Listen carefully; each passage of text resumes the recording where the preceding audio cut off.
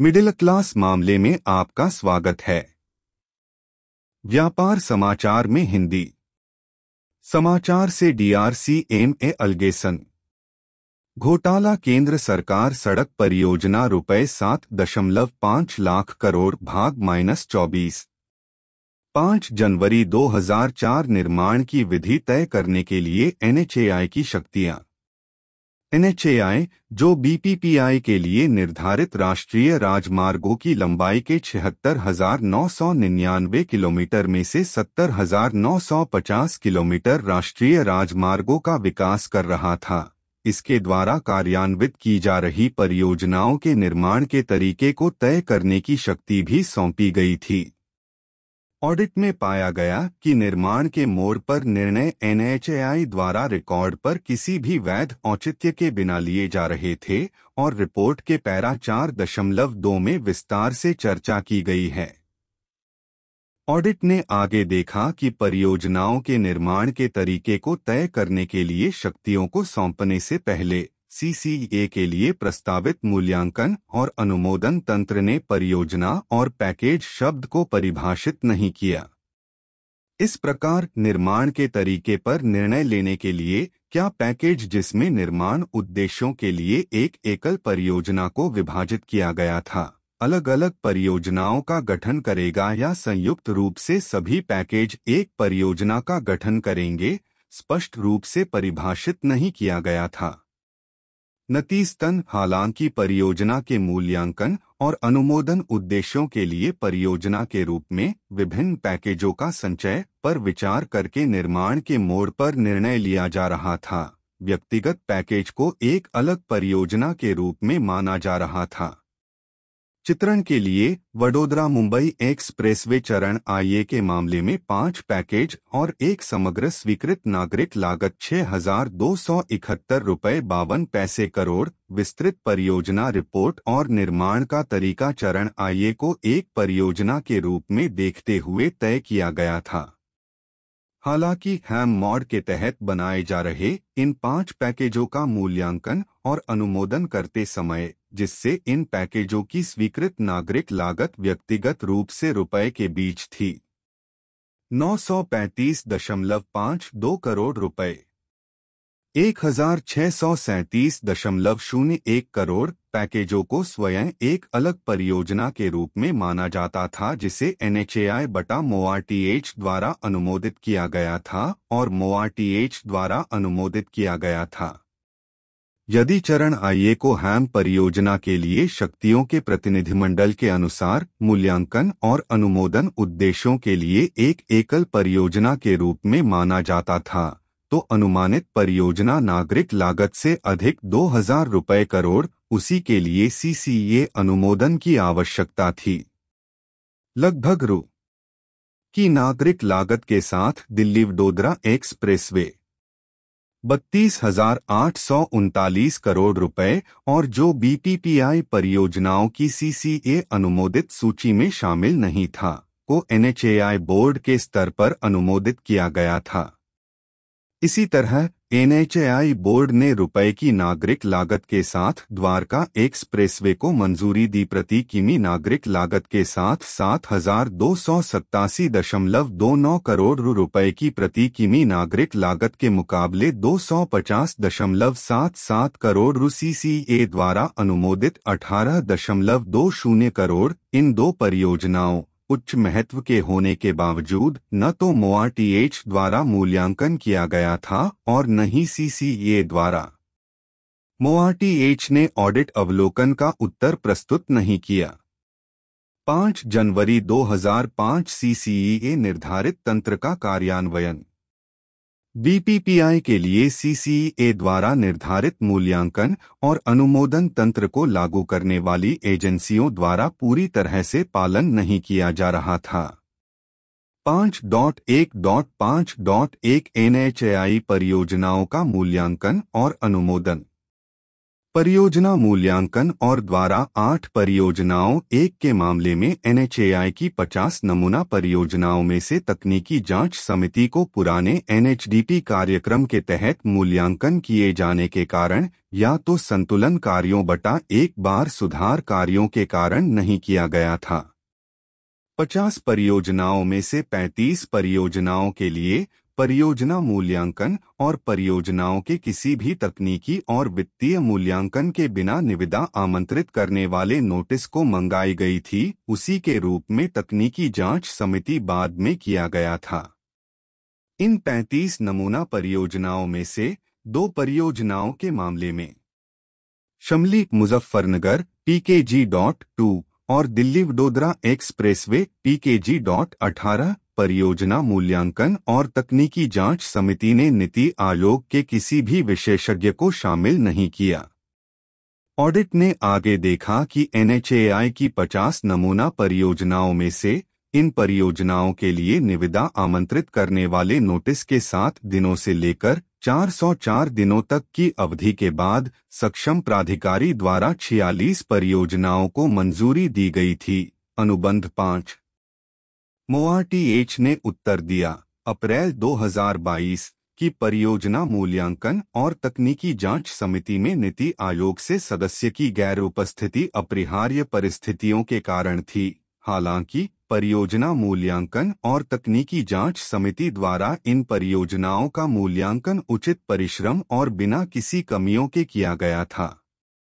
8 परियोजनाओं के लिए परियोजना मूल्यांकन और तकनीकी जांच समिति द्वारा मूल्यांकन के गैर आचरण पर MoRTH ने कहा कि 3 परियोजनाओं एक को शुरू में NHDP के तहत विकसित करने की योजना बनाई गई थी, इसलिए NHDP परियोजनाओं के लिए मूल्यांकन तंत्र का केवल पालन बटा पूरा किया गया था, जबकि शेष 5 परियोजनाओं के लिए कोई उत्तर प्रस्तुत नहीं किया गया है। MoRTH का उत्तर इस तथ्य के खिलाफ देखा जा सकता है कि नीति आयोग सदस्य की अनुपस्थिति की स्थिति में बैठकों को तदनुसार पुनर्निर्धारित किया जा सकता था या नीति आयोग सदस्य का स्वतंत्र मूल्यांकन अलग से प्राप्त किया जा सकता था। इसके अलावा NHDP में शुरू की गई परियोजनाओं के संबंध में परियोजना मूल्यांकन और तकनीकी जांच समिति का गैर आचरण CCEA निर्देशों का उल्लंघन था और यह देखते हुए कि ये परियोजनाएं पिछड़ रही थीं, यह जरूरी था कि इन परियोजनाओं को समयबद्ध तरीके से पूरा करने के लिए स्थिति का एक ताजा विश्लेषण और मूल्यांकन सुनिश्चित किया जा सकता था। 5.1.5.2 NHIDCL परियोजनाओं का मूल्यांकन और अनुमोदन। हिडकल के सभी 5 नमूना परियोजनाओं एक के लिए परियोजना मूल्यांकन और तकनीकी जांच समिति ने MoRTH के निर्देशों का उल्लंघन करते हुए नीति आयोग और वित्त प्रभाग के विशेषज्ञ को शामिल नहीं किया। इसके अलावा इन परियोजनाओं को 53 दिनों से लेकर 174 दिनों तक की अवधि के बाद अनुमोदित किया गया था, जो उनके नोटिस आमंत्रित निविदाओं अनुलग्नक 5 के तैरने से थे। MoRTH ने ऑडिट अवलोकन का उत्तर प्रस्तुत नहीं किया। 5.1.5.3 MoRTH परियोजनाओं का मूल्यांकन और अनुमोदन। सभी 3 नमूना प्रोजेक्ट 1 ऑफ MoRTH को BPPI की अनुमोदन तिथि से पहले अनुमोदित किया गया था, इसलिए वे CCA द्वारा उसी के लिए निर्धारित मूल्यांकन और अनुमोदन तंत्र से नहीं गुजरे। MoRTH ने ऑडिट अवलोकन का उत्तर प्रस्तुत नहीं किया। इस प्रकार CCA के लिए प्रस्तावित मूल्यांकन और अनुमोदन तंत्र की कमियों के साथ इसके अपर्याप्त कार्यान्वयन के साथ BPPI परियोजनाओं को वांछित स्तरों पर जांच नहीं मिल रही है। इसके परिणामस्वरूप BPPI के तहत अनुमोदित परियोजनाओं के मूल्यांकन में कमियां भी आईं, जैसा कि अध्याय 3 और बाद में इस अध्याय में चर्चा की गई है। सिफारिश न 16 परियोजना मूल्यांकन और अनुमोदन तंत्र शक्तियों के प्रतिनिधिमंडल सहित उचित जांच सुनिश्चित करने के लिए सरकार द्वारा व्यापक रूप से समीक्षा करने की आवश्यकता है। सक्षम स्तरों पर परियोजना निर्माण के सभी तरीकों का चयन और अनुमोदन। सिफारिश न 17 CCA द्वारा निर्धारित परियोजना मूल्यांकन और अनुमोदन के लिए प्रक्रियाओं को परियोजना कार्यान्वयन एजेंसियों द्वारा सावधानी पूर्वक पालन किया जाना चाहिए और अनुपालन में विचलन उपयुक्त जांच और नियमितीकरण के लिए सक्षम प्राधिकारी को सूचित किया जाना चाहिए। 5.2 राष्ट्रीय राजमार्ग लेन विन्यास। 5 फरवरी 2001 BPPI के लिए लेन विनिर्देशों। भारतीय सड़क कांग्रेस की स्थापना वर्ष 1934 में भारत में सड़क विकास के उद्देश्य से की गई थी। यह भारत में सड़क क्षेत्रों के लिए अलग अलग मैनुअल विकसित कर रहा है, जो केंद्र और राज्य सरकारों, सड़क विशेषज्ञों और अन्य हितधारकों के प्रतिनिधियों के साथ व्यापक परामर्श के बाद विकसित किए गए थे। सड़क से संबंधित विभिन्न अवधारणाएं जैसे स्पेस मीन स्पीड 139, सर्विस 140 का स्तर, डिजाइन सर्विस वॉल्यूम 141 और पीक ओवर फैक्टर 142 जो हाईवे लेन कॉन्फ़िगरेशन तय करने में निर्धारक थे, उन्हें इंडियन रोड कांग्रेस द्वारा परिभाषित किया गया है। विनिर्देशों और मानकों पर भारतीय सड़क कांग्रेस मैनुअल के अनुसार राष्ट्रीय राजमार्गों और एक्सप्रेसवे के उन्नयन के लिए विभिन्न डिजाइन सेवा खंड बटा सीमाएं नीचे दिए गए विवरण के अनुसार निर्धारित की गई थीं। तालिका 5.2 लेन और 4 लेन राष्ट्रीय राजमार्गों के लिए डिजाइन सेवा की मात्रा। प्रतिदिन यात्री कार इकाइयों में टेरेन डिजाइन सेवा की मात्रा की प्रकृति, पक्की के साथ 2 लेन। कंधे यात्री कार इकाइयों में डिजाइन सेवा की मात्रा। प्रतिदिन चौके लेन। सेवा का स्तर C। सादा 18,000 40,000 60,000।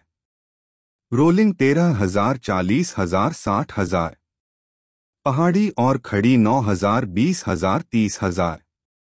स्रोत इंडियन रोड कांग्रेस मैनुअल ने आगे निर्धारित किया कि परियोजना राजमार्गों को 6 लेन तक चौड़ा किया जाना चाहिए जब सेवा सड़कों पर यातायात सहित कुल यातायात, यदि कोई हो, 4 लेन राजमार्ग के लिए सेवा C के स्तर के अनुरूप डिजाइन सेवा की मात्रा तक पहुंच गया। तालिका 5.3 एक्सप्रेसवे के लिए डिजाइन सेवा की मात्रा।